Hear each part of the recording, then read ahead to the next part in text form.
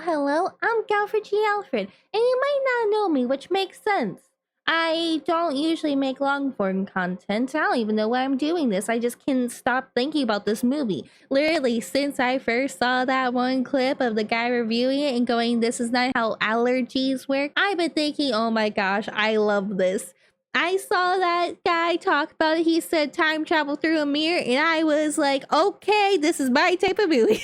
I'm doing research to talk about this, but you see, apparently there's like 50 different things also called Love Across Time, one of them being a short film, and there's so much across time stuff going on.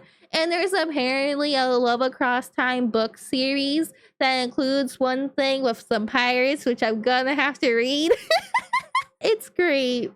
I am having a blast. We start off with an introduction of the main character who has the most sophisticated job of working for the bank. My bosses at the bank want options and results. So she says that she has to stay in the house because the bank told her to, which I think is like a dumb reason. But if she doesn't stay in the mansion, we don't get the movie. So we have to keep in mind that there's a totally legit reason why she has to sleep in the mansion. She asks the groundskeeper if there's any reason why the place isn't selling. So he says, like, I don't know, needs a bit of paint, rich people come by. Oh, and the cellar's haunted. You know, the normal.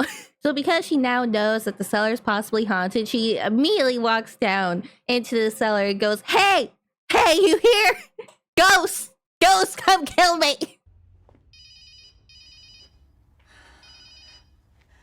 Hello?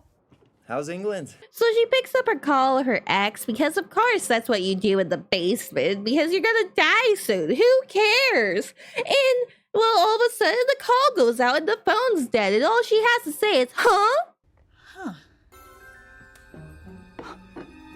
You there? Why, hello there, handsome.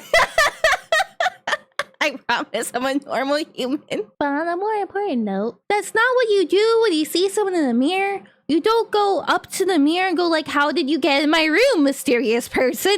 You look behind you and you wonder why you can't see your own reflection. So she finally gets the bright idea of asking him what year it is.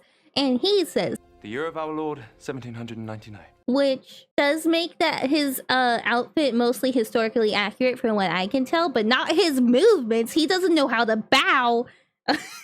There's a whole video on it. I'm not going to explain it. Ringing. Hello. Who's this? It's exposition. Are you still mad at me? I didn't want us to break up. But we did. Oh my gosh, guys. She just broke up with him because he wouldn't go to Britain with her. So Scottish accent man explains why he doesn't go near the cellar, which is actually like, I think a genuinely good explanation. When I cut the grass, the mower dies near that corner of the manor, so I don't get close. I planted a bush instead. No more mowing. And also, we get our next lead for figuring out why the cellar's all funky. So during the green screen car ride, we get exposition about how all the Berkeleys died in the manor somehow, and their entire backstory is sad and depressing. But we just kind of skip over that because we have more important things to do, called somehow immediately get on a Zoom call with the doctor. I'm not a doctor!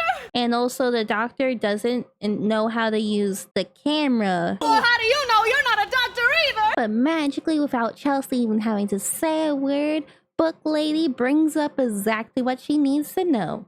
Oh, there were time slips as well. Time slips? And then immediately Chelsea's like, I'm not going to answer your questions because I need to be sus. What happened exactly at this site? It's probably nothing. Because exactly what you do when something's probably nothing is just call up the author of a book that you read to figure out what was going on. That's exactly what you do. It would appear our previous encounter was not based upon any dream. Dang, this lady's so lucky. Look how pretty this man is. He's pretty. I might have a type. I'm worried about time travel. It's not every day you get to say that at the start of a relationship. There's a theory that if you do something different in the past, it could change the course of history. So the theory they're discussing here is basically just the butterfly effect. But there's a ton of other theories that there could be. Like this one, I'm assuming is just a closed time loop because that's the simplest. All actions are predetermined and all that. But it could have been an open time loop, which I think is really fun And this is kind of doing a bit of the grandfather paradox because we know he's dead in the future. We just technically don't know how he died. So it could have been... That was a spoiler. In my time, women are not so outspoken.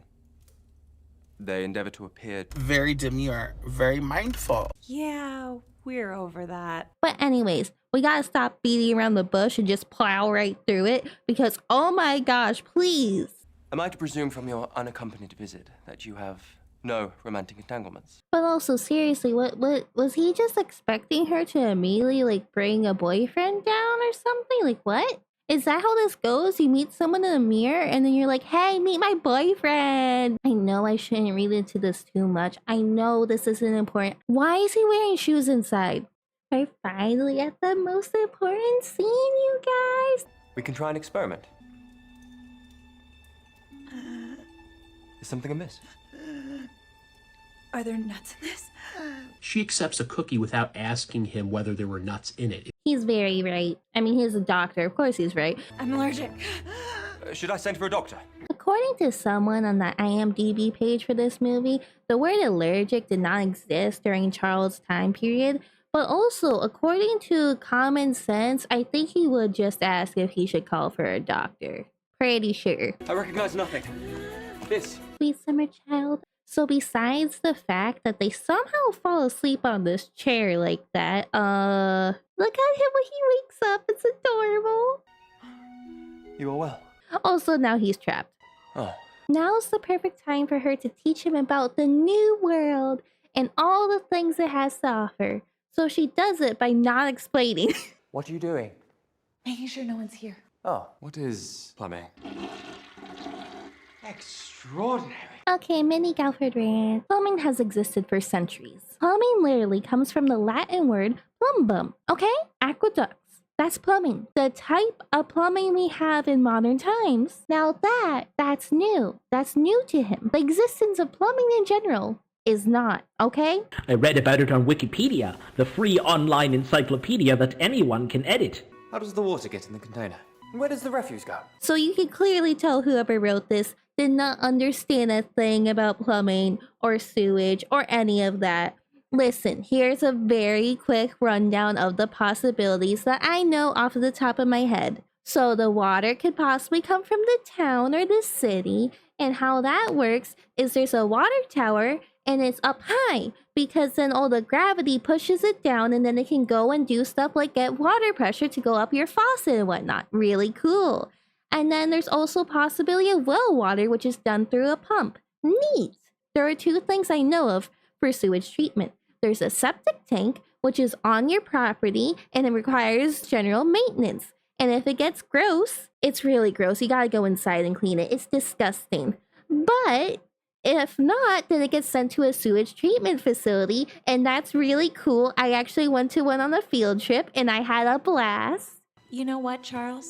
Once you flush, you really don't have to think about it anymore. I think about it. So during this entire scene where they're talking about plumbing, then she gets a phone call, talks to her ex, does all these things, avoids all the questions about plumbing. He's buttering toast. He's buttering toast the entire time. The same 4 slices of toast. Might there be some fruit preserves? Check the cabinets, maybe? So although we find out Charles has a tragic past story of no one caring about him, we also find out that I think she thinks Bath isn't a real place. Like from all those novels? So instead of the movie of doing one of my favorite tropes, which basically does a whole wardrobe change, he's just gotta hide from everyone. Foreshadowing. This is ominous foreshadowing. You can't tell what's gonna happen. The foreshadowing is foreshadowed. So they finally just admit that he's stuck on that side of the mirror and he's screwed. So Charles finds out about the wonders of elastic, but I want to talk about something really cool. It's called smocking. They used to do it, which gave like a faux elastic effect, which I think is awesome. And go check out these creators who do sewing on their channel so you can see it in action and all that. It's awesome. So she finally gets the bright idea to Google on off-brand Wikipedia about Charles Barkley and see, anything about him. And we find out only good things about him because that's all this says. It only says he had a good life. He was a good person. Wow, look how good he is. You should marry this man.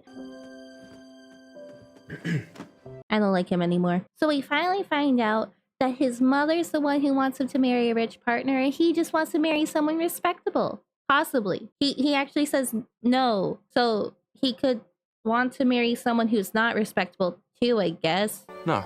So she goes off on an adventure to talk to the time slip lady, but oh no, wait, she's getting a phone call. Who could it be? People are coming by the house. This does nothing. Except now the groundskeeper and Charles get to meet. You can hide in my place. Okay, somehow even though Chelsea was told that it could possibly have to do with the phases of the moon, she needs to be told yet again that it could be something to do with the phases of the moon. And Charles just magically knows off the top of his head that he used to see that the mirror was glowy on when there was a full moon. And then after the full moon, A fortnight later. like he just knows that. Who keeps track of things like that? And now, finally, with romance in the A-plot position and the B-plot position, we have tearing down this house because we're going to sell it to the evil person who wants to make an apartment complex. Like, the house isn't being used for anything. I don't really think that's entirely evil. They said it was just kind of here. So they get to talking while they're shopping at the store, and she says about how she wants to visit all the historical sites, and then she remembers, oh, wait, maybe this old place could be a historical site, and then they can't tear it down. How? Why, I am glad you asked, Charles. The answer is simple. You go down to the Historical Society and ask them to do it. It's not currently under any protections. Shouldn't it be? Why? Because it's old? Yeah, it was never going to be that easy. You have to actually go through, like, the whole system and stuff to get it done properly. I don't know the whole system, but neither does she, even though she does stuff with property. Why is she doing this job in Britain? I wonder what happened here over the ages. Don't know. It was in pristine order the last time I saw it. What's it called? Fernsby Abbey. Let's go. You could gaze into the future. Anyways, Charles learns how he died. This does not mean that I die. Like, there's foreshadowing, and then there's this. You want my advice? Of course you do. I'm brilliant. Listen up. What I'd really do is, I'd go back to one of those oldie-style banks, make a deposit, it grows for a few hundred years, you come back to now, and you'd be rich. So Chelsea finally gets the guts to talk to her boss and say, please, can we not hurt the fancy building? And her boss says, just do the sale. It's what I pay you for. So we are an hour and 13 minutes in, and they are going on their first date. I wish to ask for the chance to escort you.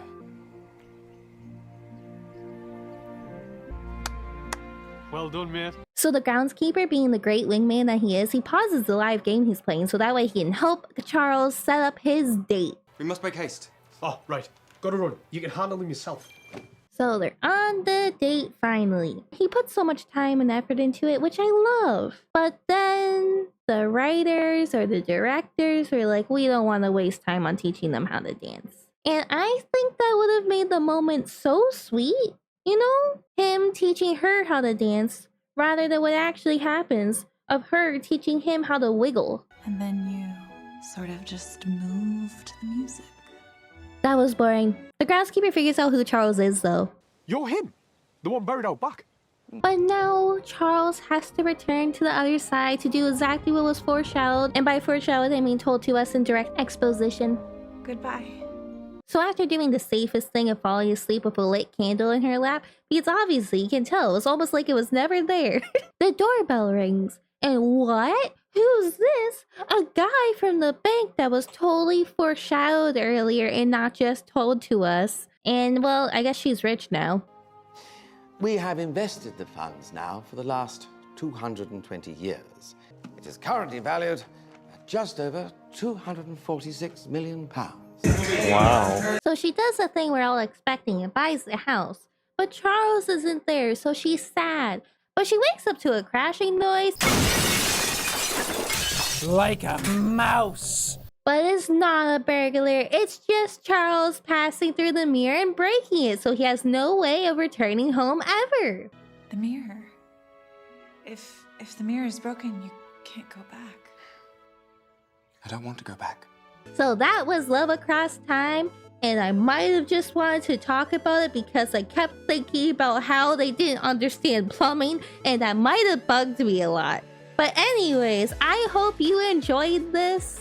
I have no idea how I made this. I was supposed to be working on the pirate video. I basically spent the last 3 days working on this.